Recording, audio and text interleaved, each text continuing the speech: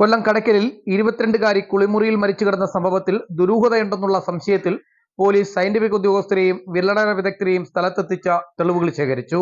ഇന്നലെ വൈകിട്ട് 6:30ഓടെയാണ് കടയ്ക്കൽ വട്ടത്താമര LS ഭവനിൽ ബിനു ബിന്ദു ദമ്പതികളുടെ മകൾ 22 വയസ്സുള്ള അനന്യപ്രിയയെ വീടിന് പുറത്തെ കുളിമുറിയിൽ നിലത്ത് മരിച്ച നിലയിൽ കണ്ടെത്തിയത്. നാട്ടുകാരും ബന്ധുക്കളും ചേർന്ന് അനന്യയെ കല്ലറയിലെ സ്വകാര്യ ആശുപത്രിയിലും പിന്നീട് മൃതദേഹം കടയ്ക്കൽ താലൂക്ക് ആശുപത്രിയിലും എത്തിക്കുകയായിരുന്നു. എന്നാൽ കല്ലറയിലെ സ്വകാര്യ ആശുപത്രിയിലെ ഡോക്ടർ മരണത്തിൽ സംശയം പറഞ്ഞതിനെ തുടർന്ന് കടയ്ക്കൽ പോലീസ് അന്വേഷണം നടത്തുകയും മൃതദേഹം ഇൻക്വസ്റ്റ് നടപടികൾ പൂർത്തിയാക്കി പോസ്റ്റ്മോർട്ടത്തിനായി പാരിപ്പള്ളി മെഡിക്കൽ കോളേജിലേക്ക് കൊണ്ടുപോയി. മൃതദേഹം പോസ്റ്റ്മോർട്ടത്തിന് ശേഷം ബന്ധുക്കൾക്ക് വിട്ടു നൽകി. യുവതി തൂങ്ങി മരിച്ചതാണോ എന്നുള്ള സംശയത്തിൽ കടയ്ക്കൽ പോലീസ് അസ്വാഭാവിക മരണത്തിന് കേസെടുത്ത് അന്വേഷണം ആരംഭിച്ചു.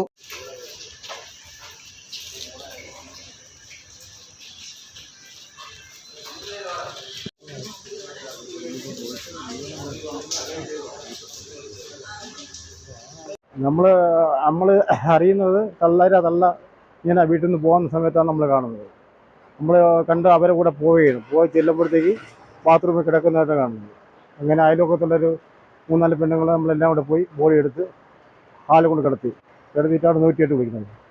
108 വിളിച്ച് അരമണിക്കൂറിനകത്ത് 108 വന്ന് ബോഡി എടുത്തുകൊണ്ട് പോയി കൊണ്ട് ഹോസ്പിറ്റലിൽ ചെന്ന് ഗവൺമെൻറ് ഹോസ്പിറ്റലിൽ ചെന്ന് ഡോക്ടർ ചെക്കപ്പിഴത്തേക്ക് മരിച്ചെന്ന് പറഞ്ഞു.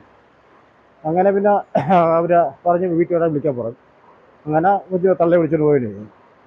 അപ്പോൾ തന്നെ പോലീസിൽ അറിയിച്ച് പോലീസ് വന്ന് മെമ്പറെ അറിയിച്ച് അവരെല്ലാം കൂടെ വന്നിട്ടാണ് പിന്നെ ബോഡി അവിടെ നിന്ന് മാറ്റിയത്.